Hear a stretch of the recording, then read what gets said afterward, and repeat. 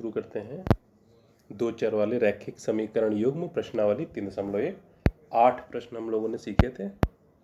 फिर इसका अगला है प्रश्न नंबर 9। ये वर्णनात्मक प्रश्न है। यहाँ से तो कह रहा है अनुपातों A1/A2 B1/B2 और C1/C2 की तुलना कर ज्ञात कीजिए कि निम्न समीकरणों के युग्म संगत हैं या असंगत। तो देखिए, संगत का मतलब है कि उनका हल है, एक हल हो या एक से ज़्यादा हो, और असंगत का मतलब है कि उनका कोई हल नहीं है।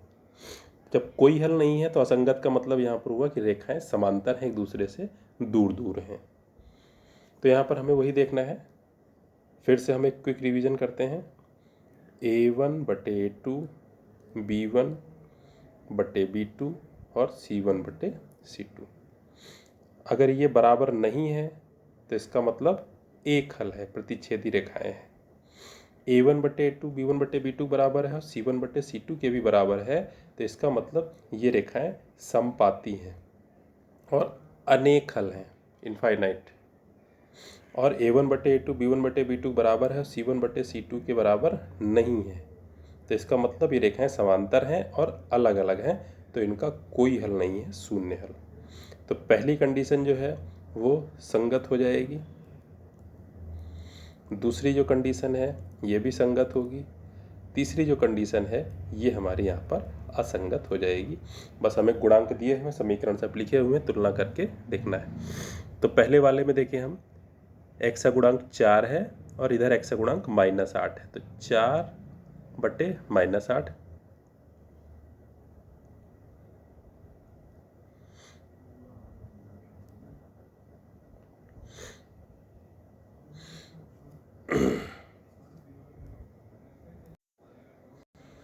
तो यहाँ पर हम देखेंगे x का गुणांक 4 है, दूसरे में x का गुणांक -8 है, तो 4/-8।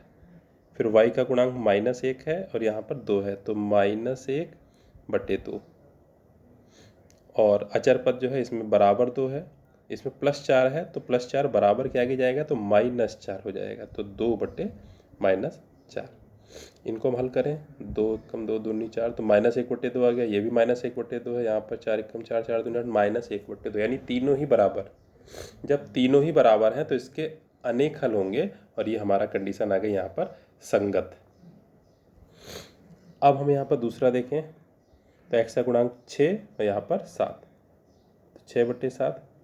y का गुणांक -5 और 2, तो -5/2। यहाँ पर जैसे हमने निकाला तो c पर हम तुलना ना करें। A1/A2 B1/B2 यहाँ पर हमने निकाल लिया, ये 6/7 है, ये भी नहीं कटेगा। -5/2 है, ये भी नहीं कटेगा, यानी कि बराबर नहीं है। और जब बराबर नहीं है तो इसका एक हल होगा यहाँ पर, और एक हल होगा तो ये भी संगत है। तीसरा हम देखें, x का गुणांक 1 है और यहाँ पर 3 है, तो 1/3। y का गुणांक -3 है और यहाँ पर -3 है, तो -3/-3। और c का गुणांक 7 है और यहाँ पर 15, तो 7/15। तो 1/3, ये तो यही रहेगा। -3/3, इसको हम काट देंगे, -3/-3, तो यह आ जाएगा -1। तो हमने यहाँ पर देखा कि A1/A2 और B1/B2 जो है बराबर नहीं है, तो ये भी कम से कम प्रतिच्छेदी रेखाएं, एक हल होगा तो संगत है। चौथा हम देखें, तो चौथे में 2 और यहाँ पर x का गुणांक 4, तो 2/4। y का गुणांक 1 और उसमें 2, तो 1/2। और -5 और -10, तो -5 और -10, इसको काटेंगे तो दूनी 4, तो 1/2 आ गया, ये भी 1/2, माइनस माइनस हटा, 5 दूनी 10, 1/2, यानी सब बराबर है। तो सब बराबर है तो ये रेखाएं जो हैं एक तरह से समांतर होंगी और समपाती होंगी, तो इनके अनेक हल हो जाएंगे, यहाँ पर अनंत हल, तो ये भी संगत है।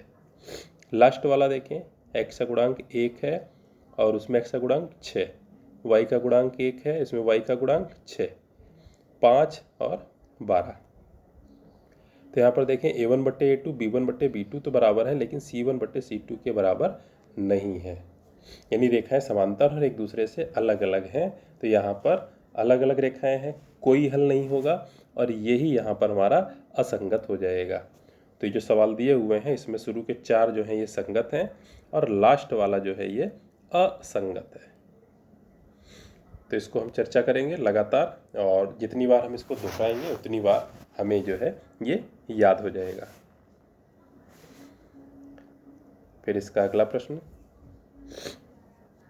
अनुपात दिया हुआ, इसकी तुलना कर ज्ञात करना है कि समीकरण युग्म द्वारा निरूपित रेखाएं एक बिंदु पर प्रतिच्छेद करती हैं, समांतर हैं कि समपाती हैं। वही है यहाँ पर, तुलना कर लें। पहले समीकरण में x का गुणांक 3 है, दूसरे में 2 है, तो 3/2। पहले में x का गुणांक 4 है, दूसरे में -2 है, तो 4/-2। फिर अचर पद बराबर के आगे लिखा हुआ 10, दूसरे में अचर पद बराबर के आगे 2, 10/2। इसको हम काट के देखें, 2 कम 2, 2 दूनी 4, कम 2, 5 10। A1/A2 और B1/B2 ये देखा हमने बराबर नहीं है, 3/2 आ रहा है, वो 2/1 आ रहा है, बराबर नहीं है। तो यानी कि एक बिंदु पर काटेंगी, तो एक बिंदु पर प्रतिच्छेद करेंगी फर्स्ट वाले की रेखाएं। सेकेंड वाला देखें, x का गुणांक 2 है, उसमें 4 है, तो 2/4। y का गुणांक -3 है, उसमें -6 है, तो -3/-6। अचर पद 4 है, उसमें 8 है, तो 4/8। काट दें तो 1 कम 2, 2 दूनी 4, यानी 1/2 आ गया। माइनस माइनस कट जाएगा, 3 1 कम 3, 3 दूनी 6, तो ये भी 1/2 आ गया। 4 8 कट जाएगा, 4 1 कम 4, 4 दूनी 8, ये भी 1/2 आ गया। यानी कि A1/A2 का मान भी 1/2, B1/B2 का भी मान 1/2, C1/C2 का भी मान 1/2, तीनों बराबर। तीनों बराबर का मतलब कि रेखाएं जो हैं ये समांतर और एक दूसरे के ऊपर हैं, तो इनके अनंत हल होंगे, यानी कि ये जो रेखाएं हैं ये समपाती हैं। और तीसरा देखें, x का गुणांक 3 है, उसमें 6 है, 3/6।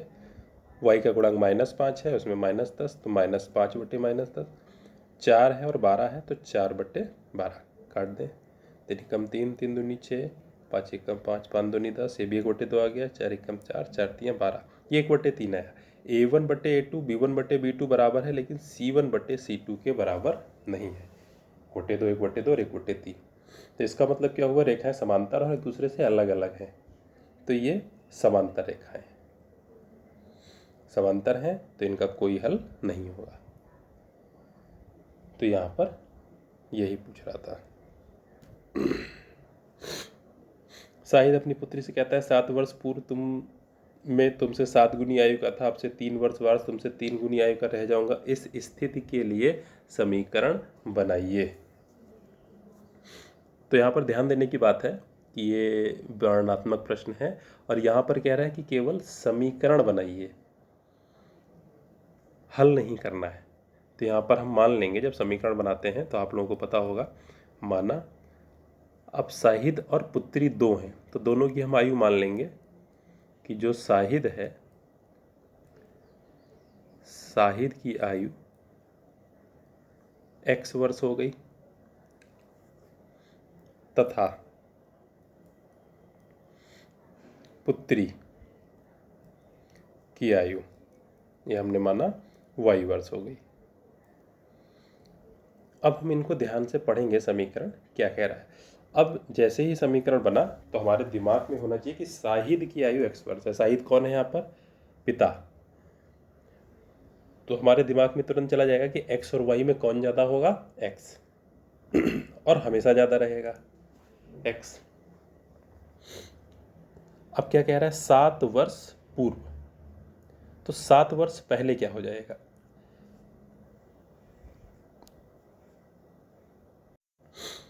अब यहाँ पर ध्यान देंगे कि जैसे 7 वर्ष पहले के लिए आयु कह रहा है, तो कैसे निकाली जाएगी। अगर आप लोग कक्षा 10 में हैं तो करीब 15 या 16 साल के होंगे, मान लीजिए 16 साल के हैं, तो 7 साल पहले कितने साल के होंगे, तो 16 से 7 घटा देंगे, 9 साल के।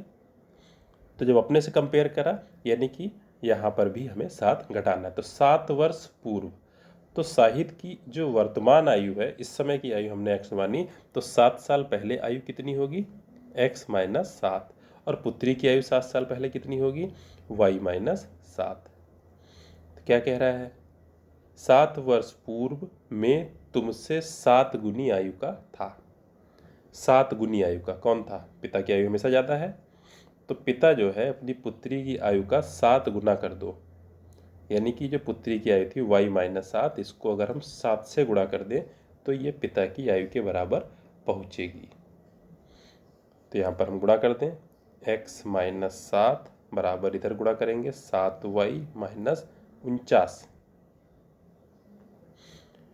7y इधर ले आएंगे, माइनस का 7 उधर ले जाएंगे, तो x माइनस 7y बराबर माइनस का 49 और प्लस का 7, यानी कि x माइनस 7y हमारा जो आ जाएगा ये हमारा आ जाएगा -42।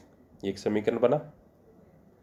दूसरा क्या कह रहा है यहाँ पर आगे, अब से 3 वर्ष बाद, तो 3 वर्ष बाद आयु है तो 3 जोड़ देंगे, तो पिता की आयु हो गई x प्लस 3 और जो पुत्री की आयु हो गई y प्लस 3। पिता की आयु हमेशा ज़्यादा रहेगी। 3 वर्ष बाद तुमसे 3 गुनी आयु का रह जाऊँगा, यानी पिता की आयु अभी भी इसकी ज़्यादा ही रहेगी हमेशा, तो 3 गुनी हम कर देंगे किसकी, पुत्री की आयु, तब ये बराबर बराबर होंगे। तो ये चीज़ें आसान हो रही हैं यहाँ पर, क्योंकि पिता की आयु हमेशा ज़्यादा रहनी, दिमाग में x वाला हमेशा ज़्यादा रहेगा।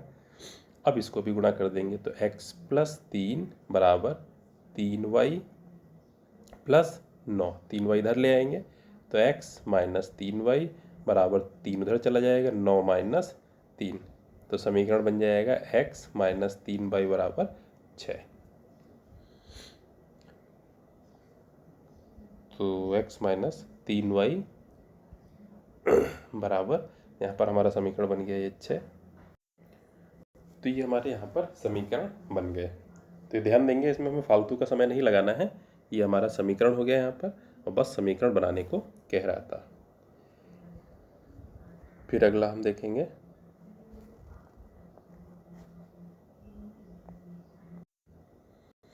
तो फिर से वही c के किस मान के लिए रैखिक समीकरण युग्म cx plus 3y minus bracket में c माइनस 3 बराबर 0, और एक दूसरा समीकरण दे रखा है कि अपरिमित रूप से अनेक हल हैं।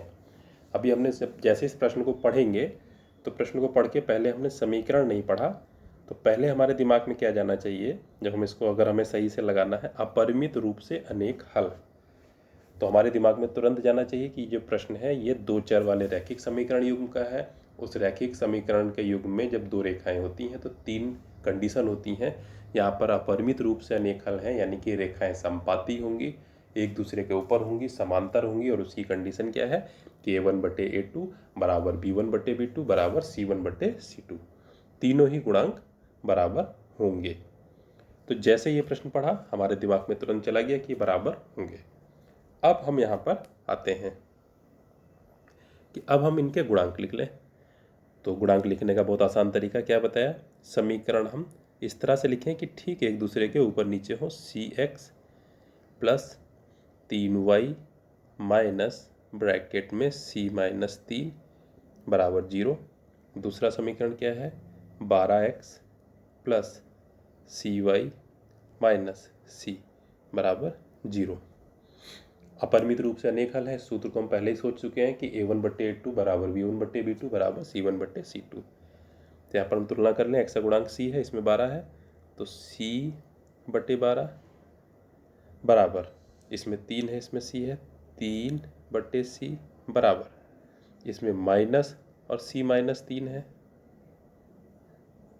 बटे इसमें माइनस और c है अचर पद। ये हमारा निकला। माइनस माइनस दोनों में है ऊपर नीचे, तो ये हटा सकते हैं हम, यहाँ पर प्लस का निशान हो सकता है। तो हमारा बन जाएगा c/12 बराबर 3/c बराबर c माइनस 3/c। हमें क्या करना है, c के किस मान के लिए, तो आप कोई सा भी ले लें और ले करके हम हल कर लें।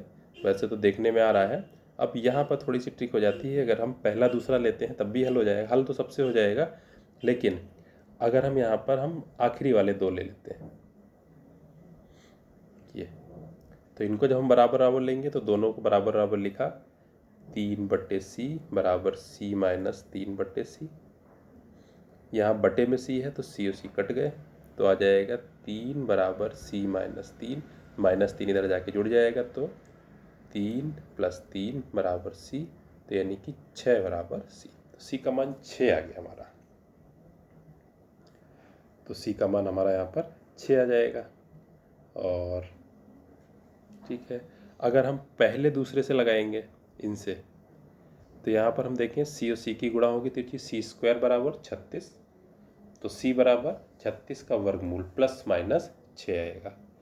तो प्लस माइनस आया, हम यहाँ पर मान कौन सा लेंगे यहाँ पर प्लस माइनस में से, तो हम प्लस का मान ले लेंगे यहाँ पर माइनस के मान के लिए, तो क्योंकि माइनस का मान हमारा यहाँ से निकल नहीं रहा है, यहाँ से केवल प्लस का ही मान निकल रहा है। तो जब यहाँ से प्लस का निकल रहा है, पहले और दूसरे रेशियो को हल कर रहे हैं A1/A2 B1/B2, वहाँ से प्लस माइनस दोनों निकल रहे हैं, तो जो मान सबसे निकलेगा वही मान हम यहाँ पर लेंगे। इसको देख लेते हैं, c² बराबर 36, तो c बराबर प्लस माइनस 6। अब ये गलती यहाँ पर हो सकती है, जैसे ही प्लस माइनस आया तो हम कंफ्यूज ना हो, दूसरे और तीसरे अनुपात को लेकर के हल करें, तो इससे हमारा प्लस का 6 निकला, तो इसका उत्तर जो है वो प्लस का 6 होगा, सी का मान। तो इसलिए इसके अपरिमित रूप से अनेक हल होंगे। फिर कह रहा है ए का मान ज्ञात करो जिसके लिए समीकरण निकाय 2 दे रखे हैं का कोई हल नहीं है। अभी हमने समीकरण नहीं पढ़े, तुरंत हमारे दिमाग में चला गया कोई हल नहीं है, तो यहाँ पर क्या होगा कि A1/A2 तो B1/B2 बराबर होगा, लेकिन C1/C2 के बराबर नहीं होगा, वो अंतःक्षेप है, अंतःखंड है, वो अलग अलग होंगे, तो रेखाएं समांतर हो जाएंगी, दूर हो जाएंगी एक दूसरे से, उनका कोई हल नहीं होगा। ये सोच लिया। अब हम समीकरण यहाँ पर पढ़ते हैं। तो ax प्लस 3y बराबर a-2, अचर पद बराबर के आगे लिखा हुआ है तो दोनों में बराबर के आगे ही रखेंगे। 12x प्लस ay बराबर a। कोई हल नहीं है तो A1/A2 बराबर B1/B2 होगा, लेकिन C1/C2 के बराबर नहीं होगा। तो यहाँ पर तुलना करें, x से गुणांक है a और 12, तो a/12 बराबर होगा y के गुणांक यानी कि 3/1 के बराबर। बराबर नहीं होंगे c के गुणांक यानी a-2/a। तो बराबर नहीं तो हमें लेकर के नहीं चलना, क्योंकि इससे जो a का मान निकलेगा वो निकलेगा कि नहीं है ये, तो इसको तो हल नहीं कर पाएंगे। यहाँ से a का मान हमें प्रश्न में क्या करना है, ज्ञात करना है। ये नहीं यहाँ पर पूछ रहा है कि a के कौन से मान नहीं हो सकते। अगर नहीं पूछता तो फिर हम इनको हल करते। तो फिलहाल हम यहाँ पर पहला और दूसरा हल करेंगे। तो a/12 बराबर 3/a, इनकी तिरछी गुणा कर देंगे यानी कि a² बराबर 36। तो a बराबर आ जाएगा हमारा यहाँ पर प्लस माइनस 6। तो प्रश्न नंबर 13 में यहाँ पर हमारा a के 2 मान आ गए प्लस माइनस 6। देखिए, इससे पिछले वाले सवाल में जो हमारे मान आ रहे थे वहाँ पर c के, तो वो हमने केवल प्लस लिया था। क्यों? क्योंकि बाद वाले जो 2 रेशियो हैं इनसे भी हमारा प्लस आ रहा था, तो जो सबसे निकलेगा वही। लेकिन यहाँ पर क्या है कि जो बाद वाले ये अनुपात दिए हुए हैं इनसे हमारा कोई मान निकलेगा ही नहीं, तो इसीलिए जो पहले दूसरे से निकल रहा है वो बात हमें माननी पड़ेगी। तो एक के यहाँ पर 2 मान हो जाएंगे प्लस माइनस 6। प्लस 6 भी ठीक है और माइनस 6 भी ठीक है। फिर प्रश्न नंबर 14 कि रैखिक समीकरण 3x - y बराबर 2 और ये इनके अनेक हल होंगे। वही चीज़ यहाँ पर अनेक हल होंगे, संपाती होंगी, यानी कि सब गुणांक यहाँ पर अनेक हल के लिए रेखाएं जो है संपाती होंगी। तो A1/A2 B1/B2 और C1, मतलब दिखाना है हमें यहाँ पर कि इनके अनेक हल होंगे ही होंगे, ये हमें दिखाना है। तो समीकरण लिख लेते हैं, 3x - y बराबर 2 और दूसरा है 9x - 3y बराबर 6। गुणांकों की तुलना करते हैं तो एक 1/A2 यानी 3/9, y के गुणांक -1/-3, c वाले पद अचर वाले पद 2 और 6, तो 3 एकम 3, 3 तिया 9, तो आ जाएगा 1/3। यहाँ पर माइनस माइनस के निशान हट जाएगा, ये भी 1/3। यहाँ पर 2 एकम 2, 2 तिया 6, तो ये भी 1/3। तो हमने देखा यहाँ पर A1/A2 B1/B2 और C1/C2 तीनों ही बराबर है, और जब ऐसा होता है तो इसके अनेक हल होते हैं। फिर अगला इसका इस अभ्यास का आखिरी प्रश्न है 15वां, के किस मान के लिए निम्न रैखिक समीकरणों के युग्म का कोई हल नहीं है। देखिए, समीकरण नहीं पढ़ेंगे, कोई हल नहीं है, तो हमारे दिमाग में तुरंत ही जाना चाहिए शर्त कि A1/A2 और B1/B2 जो है ये बराबर होंगे, इससे रेखाएं समांतर हो जाएंगी। लेकिन जो C1/C2 है वो बराबर नहीं होगा। ठीक है, तो हमारे दिमाग में पहले ये गया। अब हम यहाँ पर मान रख दें, x का गुणांक यहाँ पर 3 है, यहाँ पर x का गुणांक 2k-1 है, y का गुणांक 1, दूसरे में y का गुणांक k-1, c का गुणांक 1, इसमें गुणांक है 2k+1। तो ये बराबर होंगे, आखिरी वाले जो हैं दो बराबर नहीं होंगे। तो के किस मान के लिए मान पूछ रहा है, तो हम पहले दूसरे को लेकर के ही हल करेंगे, इन्हीं से उत्तर निकलेगा। तिरछी गुणा कर दें, 3 की गुणा k-1 से होगी तो 3k-3, 1 की गुणा 2k-1 से होगी तो 2k-1, 2 के इधर ले जाएंगे, 3 इधर ले जाएंगे, 3k-2k बराबर -1 उधर बचा था पहले, -3 उधर जाएगा तो +3 हो जाएगा। 3 के से 2 के इकट्ठा k, और 3 और -1, 3 में से 1 घट गया तो 2। तो यहाँ पर हमारा k का मान आ जाएगा 2। तो ये हमारे यहाँ पर होगा इस तरह से। तो एक क्विक रिवीजन कर लेते हैं हम लोग फिर से कि रेखाओं के प्रकार, कि एक ये रेखा है, एक ये रेखा, ये दोनों काट रही हैं। एक कंडीशन क्या है, दोनों रेखाएं अगर काटेंगी नहीं समांतर होंगी। तीसरी कंडीशन क्या है कि दोनों रेखाएं समांतर तो हैं लेकिन एक दूसरे के ऊपर ही आ गई। तो पहले में कंडीशन में क्या था कि A1/A2 B1/B2 के बराबर नहीं होगा। सी हमारा क्या होता है, अंताक्षेप होता है। दूसरी कंडीशन में क्या है, जब समांतर है यहाँ पर तो A1/A2 B1/B2 के तो बराबर होगा, लेकिन जो अंताक्षेप काट रही हैं हमारी रेखाएं, ये हमारा एक्स और वाई अक्ष है। अगर एक रेखा इस तरह से है तो जो वाई अक्ष पर ये अंताक्षेप काट रही है, लंबाई जो काट रही है, इसको हम सी कहते हैं, यानी कि C1 C2। अगर ये लंबाइयाँ भी बराबर हैं तब तो रेखाएं ठीक एक दूसरे के ऊपर होंगी, यानी कि A1/A2 B1/B2 के बराबर है और लंबाइयाँ भी बराबर हैं, यानी कि C1/C2 के। तो ये तीसरी कंडीशन संपाती। अगर ये लंबाइयाँ बराबर नहीं हैं, यानी एक की लंबाई इतनी है, एक की लंबाई अगर मान लो और ज़्यादा हो इतनी, तो यहाँ पर ये काटेगी, तो ये समांतर हो जाएंगी।